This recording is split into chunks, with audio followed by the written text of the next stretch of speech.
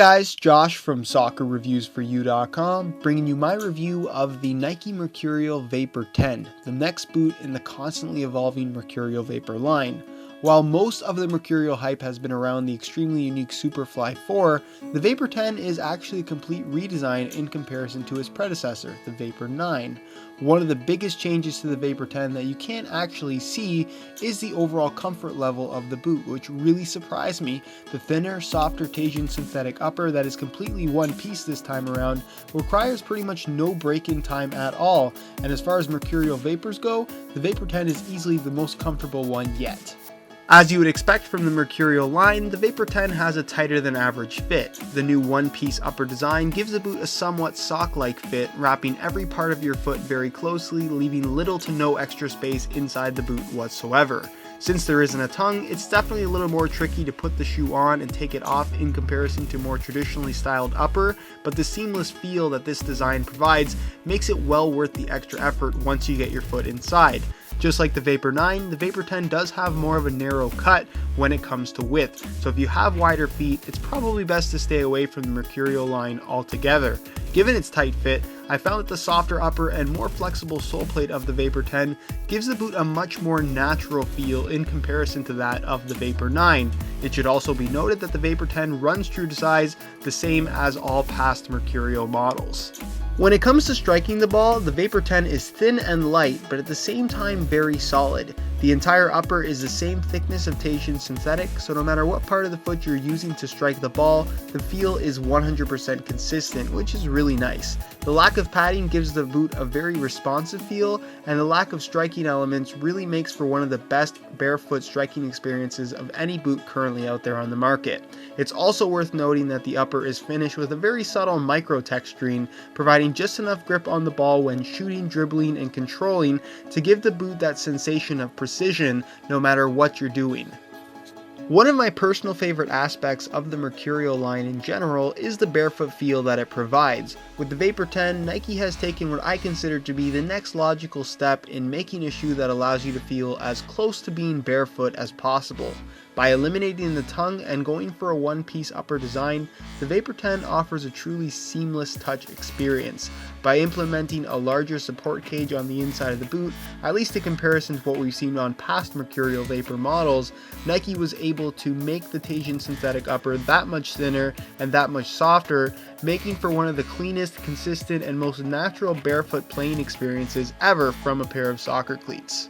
As I've already mentioned, the micro texturing does provide a very subtle grip on the ball, which is something that I was expecting. What I was not expecting was the boot to feel and perform as well as it did in wet and rainy weather. The micro texturing in combination with Nike's ACC all conditions control finish really fared well in providing surprisingly adequate grip on the ball in wet playing conditions. Normally with ultra thin synthetic boots, they tend to feel a little bit slick on the ball when playing in wet weather, but that was not the case at all with the Vapor 10. It should also be noted that the one-piece design of the upper makes the Vapor 10 as close to waterproof as any boot that I've personally ever used, keeping your feet dry pretty much all the time no matter what the weather conditions are. The new sole plate and stud pattern are also major talking points when it comes to the Vapor 10. Gone is the glass fiber sole plate found on the Vapor 8 and 9, with it being replaced by a sole plate made from a single piece of compressed nylon. It's a similar concept and construction process to that of the Hypervenom Phantom, but it actually feels quite different. The Vapor 10 sole plate is thin yet sturdy, allowing for plenty of flexibility through the forefoot, but still being stiff enough to not allow for any kind of stud pressure. In comparison to the Vapor 9, it just feels more natural, and while some may not be happy with the change when it comes to looks, I do have to say that I definitely prefer this change when it comes to overall performance. The new stud pattern gets away from the minimalist design of the Vapor 8 and 9. One of the most notable changes is under the heel, with Nike reverting back to a 4-stud layout as opposed to 2. In the forefoot, the stud pattern has also been modified, but still maintains its aggressive performance characteristics. It grips well in all directions, and due to there being more studs in total this time around, it just feels more stable and is much better suited for a wide variety of firm ground natural grass playing surfaces. I also noticed that all of the bladed studs are a little less narrow this time around, so the studs don't dig into the ground quite as easily as what we got from the Vapor 9, but again, that's not too big of an issue. The overall performance is still really good.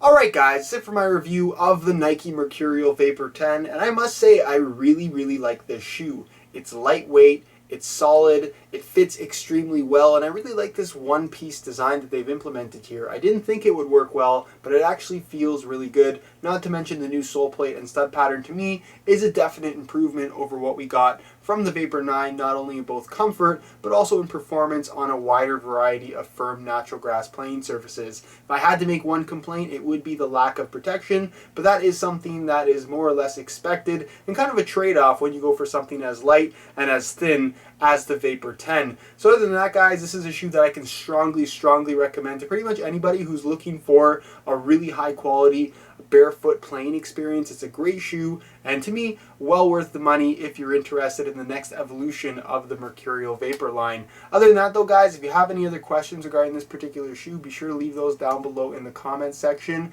I will get an answer out to you. Going to be working on more playtest videos as well, so if you have any suggestions for what you want to see next, leave those down below in the comments as well. If you enjoyed today's video, be sure to support it with a like. If you guys are interested in more information, I will be following up with a full written review, hopefully in the next week or so, on the Vapor 10, so stay tuned for that. But in the meantime, if you want to check out the review page on my website, there will be a link down below in the description. You'll find the high quality images of the shoe. That'll give you a better idea as to how it actually does look in person, as well as buy it now links for the best prices online, including exclusive SR4U coupon codes, allowing you to pick these up well below the retail price. Other than that though, guys, subscribe for daily videos on all the latest and greatest soccer gear if you haven't already. All of my social media information is also down below in the description. Check out some of my other playtest videos. I'll leave some annotations on screen. And other than that, guys, hope you enjoyed today's video, and as always, thanks for watching.